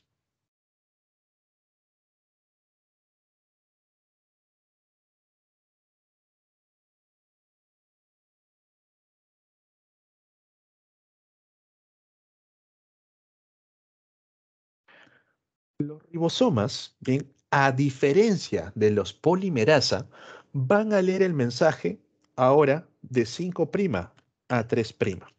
Bien. Los ribosomas leen de 5' a 3', a diferencia de los polimerasa. Pregunta, ¿en qué sentido van a sintetizar a la proteína? Si leen de 5 a 3, ¿en qué sentido van a sintetizar a una proteína si leen los ribosomas de 5' a 3'? De 3 a 5. No. En este caso, para las proteínas no aplica. ¿Por qué, profe? Porque carbono 3 y carbono 5 solamente es del código genético de ADN y ARN. Las proteínas ya no tienen estos carbonos de su pentosa, ¿bien? Para ellos ya no aplica. Lo que los ribosomas van a formar son proteínas, ¿bien? Proteínas. Entonces, mucho cuidado, chicos. Para ellos ya no aplica. El ribosoma coge el mensaje. Vemos aquí nos ponen el mensaje. Aquí está el 5', aquí está el 3'. Entonces, ¿en qué sentido lo va a leer? Bien, de izquierda a derecha. El ribosoma se une y los ribosomas leen de 3 en 3. Bien, de 3 en 3 bases nitrogenadas, de 3 en 3 nucleótidos. A esos tres que van leyendo, a ese triplete, se le conoce con el nombre de codón. ¿Dónde estás? Acá. Este es un codón. ¿Bien? Los tripletes del ARN mensajero. Y los ribosomas, gracias a que leen a un codón, se une. Vean aquí, su complementario. Si es adenina, uracilo. Si es guanina, citosina. Si es uracilo, adenina. Estos tres complementarios, este triplete complementario, se le conoce con el nombre de anticodón. Bien, a cada codón se le une el anticodón. ¿Y quién está uniendo? ¿Quién está acoplado al anticodón? ¿Qué es lo que vamos a encontrar aquí? Este señor que tiene forma de trébol es un ARN, ¿bien? Pero es un ARN llamado ARN de transferencia, ARNT, ¿bien? Un ARN de transferencia, va a transferir ciertas moléculas. ¿Qué cosa trae consigo, profe, este ARN de transferencia? De acuerdo al codón, chicos, no al anticodón. Bien, el anticodón solamente es para reconocer al codón. De acuerdo al codón, van a traer unas moléculas conocidas como aminoácidos. Bien, todo esto son aminoácidos. Lo trae, no lo sintetiza, no lo forma. Profe, ¿de dónde saca el aminoácido?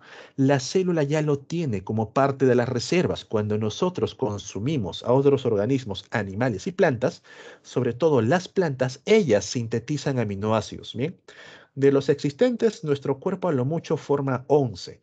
El resto de aminoácidos lo forman las plantas. Entonces, ya tenemos ya los aminoácidos listos, libres ahí. Necesitamos saber cuál. El ARN de transferencia coge el aminoácido y lo trae. Bien.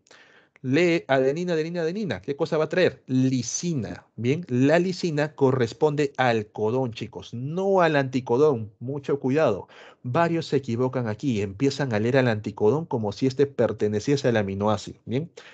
Guanina, uracilo, guanina. ¿Esto qué cosa es? Valina. Bien, corresponde al aminoácido valina.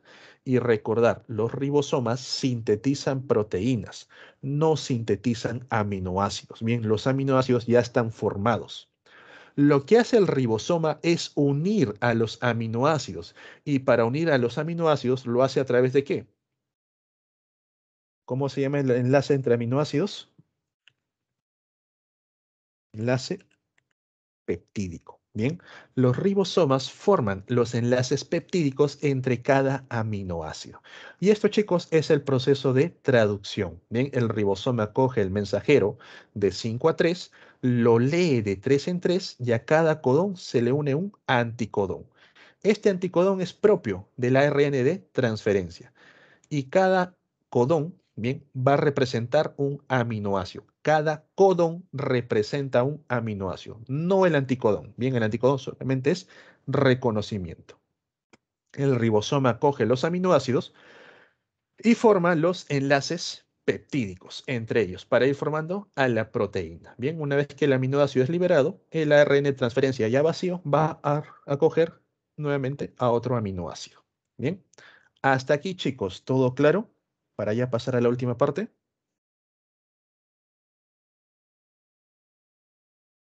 ¿Todo claro con esta etapa, chicos? Bien. Traducción. Bien. Ok. Entonces, yendo a lo que viene a ser los tripletes o los codones, recordar que estos responden al llamado código genético. Bien, por ejemplo, aquí atrás teníamos adenina, adenina, adenina. Bien, el cual dijimos que representa a lisina. Primera letra, la A. Me ubico en esta fila. Segunda letra, la A. Bien, el cruce de la fila con la columna. Y tercera letra, la A. Bien, corresponde correcto a la lisina. Bien, recordar, el codón es el que manda, no el anticodón. En el código genético debemos tener en claro dos cosas. Cuando llega un ARN mensajero, bien, y apenas entra en contacto con un ribosoma, no significa que el ribosoma automáticamente empieza a formar aminoácidos, empieza a formar a la proteína, sino que el ribosoma va a empezar a buscar a un codón de inicio, bien, a un código de inicio, y este código de inicio es el llamado AUG, ¿bien?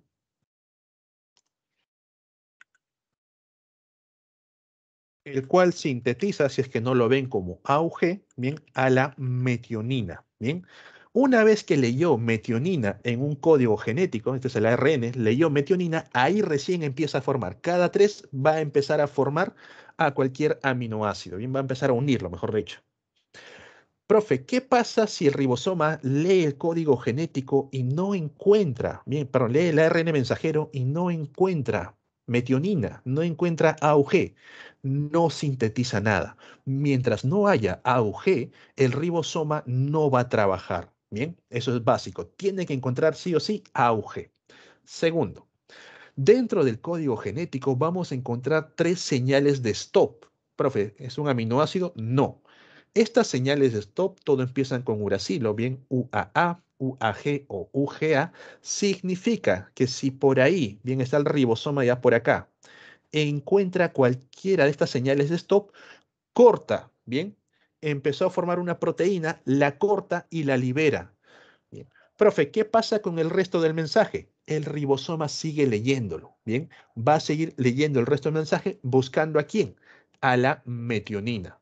Si el ribosoma vuelve a encontrar metionina, vuelve a formar, bien, una segunda cadena de proteínas.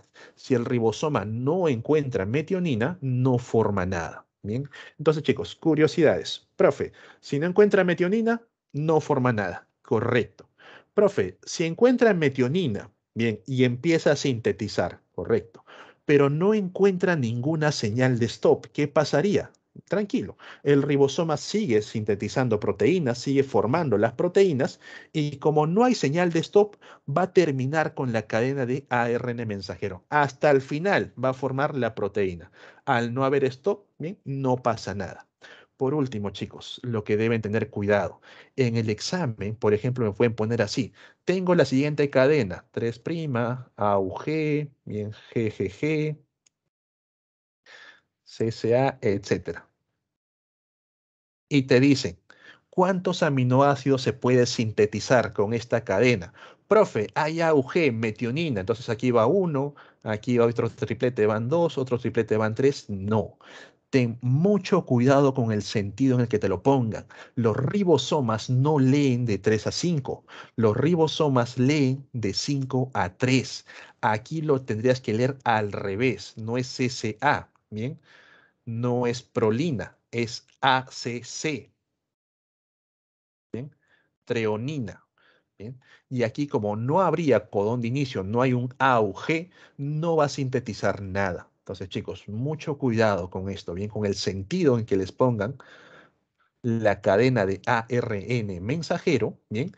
Y busquen adecuadamente al AUG. Si hay AUG, significa que a partir de ahí vas a ir formando cada triplete, cada codón, un aminoácido.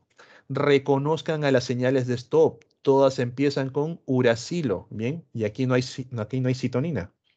Aquí hay uracilo, adenina y guanina, ¿bien? Citosina, perdón. Uracilo, adenina y guanina en diversas combinaciones. Reconozcan para que hagan adecuadamente un alto. Bien, muchas preguntas vienen de este tipo. ¿Cuántos aminoácidos se pueden formar? ¿Cuántas señales de stop puede haber? Bien, bien chicos, hasta aquí ha sido la clase. Cualquier duda, cualquier consulta, recordar que ustedes cuentan con una plataforma de multichat. Bien, en la zona de la chat le estoy colocando las claves correspondientes a esta semana 3. Bien, chicos. Hay que decir, muchas gracias a todos ustedes. Bien, gracias por su atención y participación. Nos estamos viendo ya la siguiente semana, chicos. Cuídense bastante. Hasta la próxima. Chao, chao.